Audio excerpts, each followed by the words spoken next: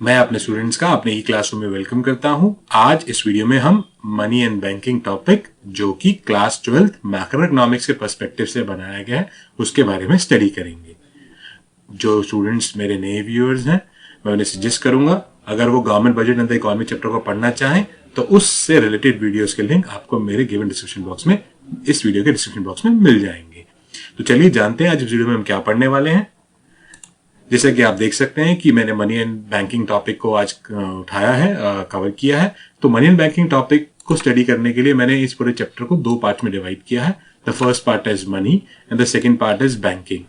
और जो है इन दो पार्ट्स में हम इस चैप्टर को पढ़ने की कोशिश करेंगे और हम जानने की कोशिश करेंगे कि ये चैप्टर किस बारे में डिस्कस करता है। जैसा कि मैं एक ओवरव्यू दे दूं इस चैप्टर का, तो पहले मनी के बारे में हम जानेंगे। तो हम बार्टर सिस्टम, उसके ड्रॉबैक्स, मीनिंग, उसके मनी के मीनिंग, उसके फंक्शंस, मनी कैसे इवॉल्व हुई, उसके टाइप ऑफ फॉर्म्स और मनी सप्लाई के बारे में जानेंगे। वहीं बैंकिंग में हम टाइप ऑफ बैंक्स, कमर्शियल और सेंट्रल बैंक, कमर्शियल बैंक के क्या फंक्शंस होते हैं, कमर्शियल बैंक क्या काम करता है, वो कैसे क्रेडिट क्रिएट करता है, सेंट्रल बैंक के क्या फंक्शंस हैं, सेंट्रल बैंक कैसे क्रेडिट कंट्रोल करता है, इन सब के बारे में डिटेल में पढ़ेंगे। बट आज क्योंकि ये इस पर्टिकुलर चैप्टर के सीरीज का फर्स्ट वीडियो है, तो इसमें हम केवल बार्टर सिस्टम और उसके ड्रॉबैक्स के बारे में स्टडी करेंगे। देखिए, अगर हम मनी के बारे में जानना चाहते हैं तो हमें समझना पड़ेगा कि मनी से पहले कौन सा सिस्टम प्रिवेल होता था, और उस सिस्टम को अंडरस्टैंड करके ही हम समझ पाएंगे कि मनी कैसे एमर्ज हुआ। तो इसको जानने के लिए हम थोड़ा सा हिस्ट्री में जाएंगे और अंडरस्टैंड करेंगे कि कैसे कौन सी एक्टिविटीज एमर्ज हुई और उन एक्टिविटीज का क्या इंपैक्ट पड़ा हमारे इकोनॉमिक सिस्टम पे। जैसे कि हम जानते हैं कि अगर हमें ट्रेड करना है, अगर हमें एक्सचेंज करना है, अगर हमें कोई भी काम करना है, तो उसके लिए सबसे पहले सबसे इंपॉर्टेंट एक्टिविटी का होना जरूरी है, वो है एक्सचेंज। लेकिन अगर हम बात करें अपने हिस्टोरिकल एस्पेक्ट्स की, अगर हम अपनी बात करें थोड़ी सी हिस्ट्री की, तो ह्यूमन ने प्री हिस्ट्री में अपने, यानी कि पुराने समय में अपनी जो लाइफ बिगिन की, वो बिगिन की एज ए नॉर्मैडिक। नॉर्मैडिक का मतलब क्या हुआ कि जो व्यक्ति इधर उधर घूमता रहता है, और उसे घूमने का कारण क्या है कि उसे खाने की तलाश है, उसे पानी की तलाश है, उसे अपने सर छुपाने की तलाश है। यानी कि नॉर्मैडिक का मतलब अगर इन शॉर्ट में कहें तो कि जिसे हम बंजारा कह सकते हैं, यानी कि जो भटकता रहता है, जो इधर से उधर मूव करता रहता है। ठीक है। अब ह्यूमन जो था वो एक नॉर्मैटिक की तरह अपने जीवन जी रहा था, जिसकी प्राइमरी एक्टिविटीज दो एक्टिविटीज फोकस थी। पहला कि उसे जीवित रहने के लिए फूड चाहिए था। तो फूड कैसे कलेक्ट करता? वो फूड कलेक्ट करने के लिए तो हंट करता एनिमल्स को, या वो गैदर करता प्लांट से फ्रूट्स और बाकी सब एक्टिविटीज जो ऑलरेडी एग्जिस्ट करती है नेचर में, उनको गैदर करता और उसके थ्रू अपना सर्वाइवल करता। दूसरा, वो प्रोटेक्ट करता अपने आप को फ्रॉम द वाइल्ड एनिमल्स, यानी कि वो नेचर से, वाइल्ड एनिमल से केव्स में रहता, वो आग जलाने की प्रक्रिया से अपने आप को गर्म रखता। तो वो सब इस तरह की एक्टिविटीज में इन्वॉल्व था, जहां पर जो सोसाइटी का स्ट्रक्चर था वो इस तरह था कि वो ज्यादातर या तो अकेला रह रहा था या वो छोटी छोटी फैमिलीज में रह रहा था।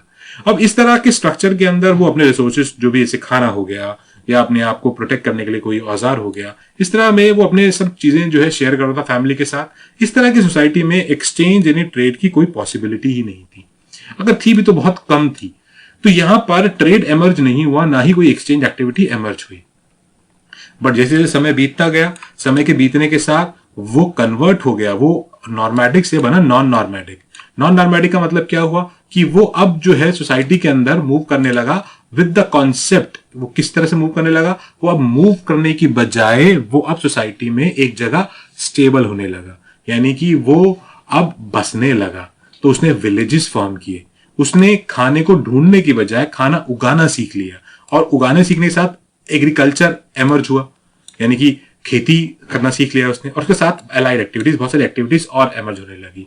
यानी कि जो वो पहले जैसे वो केव्स में रहता था, जैसे कि आप यहां देख सकते हैं, वो केव्स की जगह अब एक सेटलमेंट फॉर्म करने लगा, बसावट बसाने लगा, एक जगह पे रहने लगा जहां पर वो बाकी ह्यूमंस के साथ मिलकर उसने खाना उगाना सीख लिया। यानी कि जरूरत का पहला काम तो उसने सीख लिया, पर उसके साथ साथ बाकी एक्टिविटीज भी एमर्ज होने लगे। यानी कि, और वो एमर्ज हुई किस बेसिस पे? वो हुई डिवीजन ऑफ वर्क, यानी कि लोगों ने आपस में काम बांटना शुरू कर लिया। और जो काम का बंटवारा था वो किस बेसिस पे हुआ? वो स्किल्स के बेसिस पे हुआ कि कौन क्या काम बेहतर कर सकता है। इससे एक व्यक्ति एक काम में एंगेज होने लगा, जिससे स्पेशलाइजेशन आया। जैसे कि उदाहरण के लिए मान लीजिए कोई व्यक्ति जो है वो खेती अच्छी कर सकता है, उसको ज्यादा समझ है पेड़ पौधों की, तो उसने उस काम को ऑप्ट किया। कोई औजार अच्छे बना सकता है जो कि खेती के लिए प्रयोग किए जाएंगे, तो उसने औजार बनाने का ही निर्णय लिया। इससे अनेक तरह के वस्तुओं और सेवाओं का उत्पादन होने लगा, बहुत सारे गुड्स और सर्विसेज प्रोड्यूस होने लगे इकोनॉमी के अंदर। और जब वो गुड्स एंड सर्विस प्रोड्यूस होने लगे तो वो लोग अपने एक दूसरे की आवश्यकताओं की पूर्ति के लिए उन सामानों को आपस में अदला बदली करने लगे, एक्सचेंज करने लगे, और इसी एक्सचेंज ने बार्टर सिस्टम को उत्पन्न किया। यानी कि अब लोग एक्सचेंज करने लगे तो वो अब गुड्स को एक दूसरे से बदल सकते थे, और यही था बार्टर सिस्टम। तो अगर हम ध्यान से देखें तो जो ह्यूमन की बसावट जब होने लगी तो बार्टर सिस्टम एक रिक्वायरमेंट की तरह, एक एक्सचेंज एक्टिविटी एक रिक्वायरमेंट की तरह एमर्ज होने लगी, जो कि हमारे व्यापार का आधार बना। इसको समझने के लिए हम समझेंगे क्या है बार्टर सिस्टम। हम कहेंगे barter system it refers to a system in which people exchange goods and services with one another to meet और सेटिस्फाई देयर वांट्स। यानी कि लोग अपनी जरूरत पूरी करने के लिए एक दूसरे से वस्तुओं और सेवाओं का आदान प्रदान करते हैं। समझ लीजिए, मान लीजिए यहाँ पर दो व्यक्ति हैं इसी एक गांव के अंदर। ये मिस्टर एक्स है।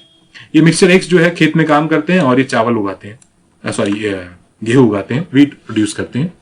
और यहाँ मिसेस ए है। ये मिस ए जो है ये कपड़ा बुनने का काम करती हैं और ये कपड़ा बनाती हैं। तो अब अगर ये दोनों जो है अपने अपने काम में स्पेशलाइज्ड हैं, इन्होंने अपने स्किल्स के बेसिस पे अपने अपने काम चूज कर लिए, तो अगर ये दोनों पर इन दोनों की रिक्वायरमेंट जो है वो दोनों चीजें हैं, उन्हें तन ढकने के लिए कपड़ा भी चाहिए और खाना खाने के लिए व्हीट भी चाहिए। तो यहां पर अगर हम देखें तो ये जो है सिस्टम जो एक्सचेंज कैसे होगा। अब देखिए मिस्टर एक्स जो है वो फार्मर है, तो उनके पास व्हीट तो है, लेकिन उन्हें चाहिए क्या, कपड़ा चाहिए। और मिस ए जो है उनके पास कपड़ा तो है जो कि उन्होंने खुद बनाया है, लेकिन उन्हें क्या चाहिए, उन्हें खाने के लिए चावल चाहिए। तो जो मिस्टर एक्स हैं, ये मिस्टर एक्स मिस ए को क्या बेचेंगे, ये इनको बेचेंगे व्हीट। तो यहां से क्या गया, ये इनको व्हीट बेचेंगे, और इसके बदले में मिस ए जो है वो इन्हें क्या देंगी, वो इन्हें देंगी क्लोथ्स। तो अल्टीमेटली ये दोनों जो है, जो उनकी रिक्वायरमेंट्स थी और जो प्रोड्यूस कर रहे थे, उससे एक दूसरे की रिक्वायरमेंट्स को फुलफिल कर पा रहे हैं। तो मिस्टर एक्स की रिक्वायरमेंट थी क्लोथ, उनके पास था व्हीट। मिस ए की रिक्वायरमेंट थी व्हीट, इनके पास थे क्लोथ्स। तो मिस्टर एक्स ने मिस ए को व्हीट दिया और इसके बदले में मिस ए ने मिस्टर एक्स को क्लोथ्स दिए। तो इस तरह इनके बीच में एक्सचेंज ऑफ गुड्स हो सका, और इस तरह के सिस्टम को हम बोलते हैं बार्टर सिस्टम। पर इस बार्टर सिस्टम के कुछ प्रॉब्लम्स, कुछ कंफ्यूजन्स थे, कुछ समस्याएं थी जो इस बार्टर सिस्टम को थोड़ा कॉम्प्लेक्स बना रही थी, और वही बेसिस बना एक नए सिस्टम के लिए जिसको हम आज मनी कहते हैं। तो जानते हैं वो क्या क्या प्रॉब्लम्स थी। सबसे पहली प्रॉब्लम थी डबल कोइंसिडेंस ऑफ वांट। अब डबल कोइंसिडेंस ऑफ वांट का मतलब क्या, कोइंसिडेंस, यानी कि दो आवश्यकताओं का, यानी डबल कोइंसिडेंस मतलब क्या हो गया, दो संयोगों का होना। तो इन दो संयोगों के होने के लिए क्या जरूरी था, देखिए अगर मिस्टर एक्स जो है वो ट्रेड करना चाहते हैं तो उनके लिए दो रिक्वायरमेंट पूरी करनी जरूरी है। पहला, मिस्टर एक्स को क्या चाहिए, मिस्टर एक्स को क्लोथ चाहिए, उनके पास क्या है, व्हीट है। तो पहले अगर मिस्टर एक्स को अगर अपनी आवश्यकता, क्लोथ की आवश्यकता पूरी करनी है, तो मिस्टर एक्स को सर्च करना पड़ेगा एक ऐसा व्यक्ति जो क्या बेचता हो, कपड़े, करेक्ट। लेकिन केवल उनके ऐसे व्यक्ति को सर्च करने से ही उनकी रिक्वायरमेंट फुलफिल नहीं हो जाएगी जो सिर्फ कपड़े बेचता हो। साथ साथ में वो व्यक्ति व्हीट खरीदने को भी तैयार हो। जब ये दोनों कंडीशन, यानी दोनों इंसिडेंट्स पूरे होंगे, तभी मिस्टर एक्स ट्रेड कर पाएंगे। तो चलिए जानते हैं कैसे। यहां आप देख सकते हैं मिस्टर एक्स क्या कह रहे हैं, कह रहे हैं कि मुझे भाई ऐसा व्यक्ति ढूंढना पड़ेगा जिसके पास कपड़ा हो, ठीक है, पर वो क्या दे सकते हैं, केवल व्हीट दे सकते हैं। तो यहाँ हमने तीन इंडिविजुअल्स लिए हैं एज ए इलस्ट्रेशन, एग्जाम्पल के तौर पर। यहाँ मिस ए है जो कपड़ा बनाती है, मिस्टर बी है जो भी कपड़ा बनाते हैं, और मिस्टर सी है जो दोबारा वो भी कपड़ा ही बनाते हैं। यानी कि तीनों व्यक्ति के पास जो है एक ही चीज का प्रोडक्शन है, वो है क्लोथ। और मिस्टर एक्स को भी क्लोथ चाहिए। लेकिन मिस्टर बी जो है वो कपड़ा तो बनाते हैं, लेकिन उनको कपड़ा तभी बेचेंगे जब उन्हें क्या मिलेगा बदले में, चावल, करेक्ट। और मिस्टर सी जो है वो भी कपड़ा तभी बेचेंगे जब उसको मिलेगा वुड। और मिस ए जो है वो कपड़ा तब बेचेंगे जब उन्हें मिलेगा व्हीट। तो अल्टीमेटली अगर हम बात करें, अगर हम देखें, तो मिस्टर एक्स के केवल कपड़ा व्यापारी ढूंढने से बात नहीं बनेगी, बल्कि वो कपड़ा व्यापारी उनके उस कपड़े के बदले में जो है व्हीट एक्सेप्ट करने वाला होना चाहिए। तो क्या मिस्टर बी से ट्रेड कर पाएंगे, मिस्टर एक्स नहीं कर पाएंगे। क्यों? क्योंकि वो ऑफर क्या, उनके पास क्या है, व्हीट है, लेकिन उनको क्या चाहिए, राइस। क्या मिस्टर सी से ट्रेड कर पाएंगे, नहीं कर पाएंगे। क्यों नहीं कर पाएंगे? क्योंकि मिस्टर सी को क्या चाहिए बदले में, वुड, और मिस्टर एक्स के पास क्या है, व्हीट। लेकिन क्या मिस ए से ट्रेड कर पाएंगे? हाँ, मिस ए से ट्रेड कर पाएंगे। क्यों ट्रेड कर पाएंगे? क्योंकि उनको बदले में क्या चाहिए, उनको बदले में चाहिए मिस ए को व्हीट, और मिस्टर एक्स के पास क्या है, व्हीट। तो जब दोनों इंसिडेंट्स सफर, तो जब दोनों इंसिडेंट्स जो है फुलफिल होंगी तभी ट्रेड हो पाएगा। इस तरह की प्रॉब्लम की वजह से दो समस्याएं और उत्पन्न हो जाती हैं। पहली तो सर्च कॉस्ट बढ़ जाती है आपकी, आपको ढूंढना पड़ेगा हर एक के पास जाके, फिर आपको दूसरी रिक्वायरमेंट के लिए बार्गेन करना पड़ेगा। और दूसरा डिसयूटिलिटी भी होती है, यानी कि डिस्कंफर्ट भी होता है कि आपको जो है इस तरह का इतना टाइम जो है आप इसमें इन्वॉल्व कर रहे हो ढूंढने में। तो ये सबसे पहली समस्या थी, जो कि इसको हम कह सकते हैं डबल कोइंसिडेंस ऑफ वोन, कि दो चीजों को फुलफिल करना पड़ेगा ताकि हम ट्रेड प्रॉब्लम को सेटिस्फाई कर सकें। दूसरी प्रॉब्लम क्या थी इस सिस्टम में? दूसरी प्रॉब्लम थी हमारा कोई कॉमन मेजर नहीं है वैल्यू का। अब कोई कॉमन मेजर वैल्यू को समझने के लिए हमें क्या करना पड़ेगा, यानी कि अगर हमें एक वस्तु बेचनी है तो हमें उसकी प्राइस जो है वो बाकी वस्तुओं के टर्म्स में कैलकुलेट करनी पड़ेगी, ठीक है। और अगर बाजार में अगर n वस्तु है तो उसकी जो वैल्यू है वो n-1 वस्तुओं में कैलकुलेट होगी। कैसे, इसको समझते हैं एग्जाम्पल से। मान लीजिए हमारे पास बाजार में 5 वस्तुएं बिक रही हैं। कौन कौन सी हैं? सीड्स, जो fish, bread, wheat and watermelon. और ये 5 डिफरेंट सेलर्स हैं जो आपस में ट्रेड करते हैं। ये 5 जो है कमोडिटीज हमें मार्केट में मिल रही हैं, करेक्ट। अब मान लीजिए इसमें से हम जो फिश सेलर है उसका एक एग्जांपल लेते हैं। मान लीजिए फिश सेलर है, उसको अगर अपनी फिश का प्राइस डिटरमाइन करना है तो उसे ये एक लिस्ट तैयार करनी पड़ेगी कि एक जो उसकी मछली है वो कितने बैग्स ऑफ सीड्स के बराबर होगी, कितने बैग ऑफ व्हीट के बराबर होगी, कितने लूफ ऑफ ब्रेड्स के बराबर होगी, कितने वाटरमेलन के बराबर होगी। यानी कि यहां पर कितने टोटल गुड्स हैं? टोटल गुड्स हैं 5। और उसके प्राइस कितने गुड्स में डिटरमाइन किए गए? 1, 2, 3 एंड 4। तो यानी कि 5 गुड्स, यानी कि n गुड्स, और इनका प्राइस जो है डिसाइड कितने में हुआ? n-1। तो यानी कि 5-1 इज व्हाट? 5-1 इज 4। तो 4 गुड्स में हमने इसका प्राइस डिसाइड किया। सिमिलरली हर सेलर को, ये तो फिश की बात हुई, अगर मान लीजिए सीड्स बेचना है तो सीड लोग डिसाइड करना पड़ेगा कि एक बैग ऑफ सीड जो है कितने फिश के बराबर, कितने ब्रेड के बराबर, कितने व्हीट के बराबर, कितने वाटरमेलन के। सिमिलरली वाटरमेलन को, तो इस तरह की एक जो लिस्ट है वो हमारे जो है प्राइस की जो लिस्ट है वो इतनी कॉम्प्लेक्स हो जाएगी कि हमारे लिए ट्रेड करना जो है वो थोड़ा डिफिकल्ट टास्क हो जाएगा। और इतनी लंबी लिस्ट याद करना भी कोई आसान टास्क नहीं है। तो ये हमारी जो है सेकंड प्रॉब्लम है, इसको बोलेंगे lack of common measure of value, यानी कि हमारे पास कोई कॉमन मेजर ऑफ वैल्यू नहीं है जिसके बाद हम कंपेयर कर सकें। तीसरी हमारी जो समस्या है वो है स्टोरेज ऑफ वैल्यू। भाई देखिए, जो व्यक्ति सामान बना रहा है बाटर सिस्टम में उसी को एक्सचेंज कर रहा है। तो मिस्टर एक्स वीट बना रहे हैं तो मिस्टर एक्स वीट एक्सचेंज कर रहे हैं, जैसे कि मेरे एग्जांपल्स में। अब ऐसे में अपनी वेल्थ को स्टोर करना डिफिकल्ट हो जाएगा। क्यों डिफिकल्ट हो जाएगा? क्योंकि कुछ गुड्स जो कि पेरिशेबल होते हैं, यानी कि जल्दी खराब होने वाली वस्तु, जैसे कि एग्जांपल लीजिए दूध। अब दूध तो आप कितने दिन स्टोर कर लेंगे? इसको ज्यादा लंबे समय तक आप स्टोर नहीं कर सकते, तो आप अपनी वेल्थ को स्टोर ही नहीं कर पाएंगे, आपको उसको तुरंत निकालना पड़ेगा। तो अल्टीमेटली जो है ऐसे कमोडिटीज को अगर आप स्टोर करेंगे भी तो वो समय के साथ खराब हो जाएगी, बिल्कुल उसको कोई यूज ही नहीं रहेगा। ठीक है, कुछ वस्तु जिसको डिवाइड ही नहीं कर सकते, जैसे कि घोड़ा मान लीजिए, हॉर्स है।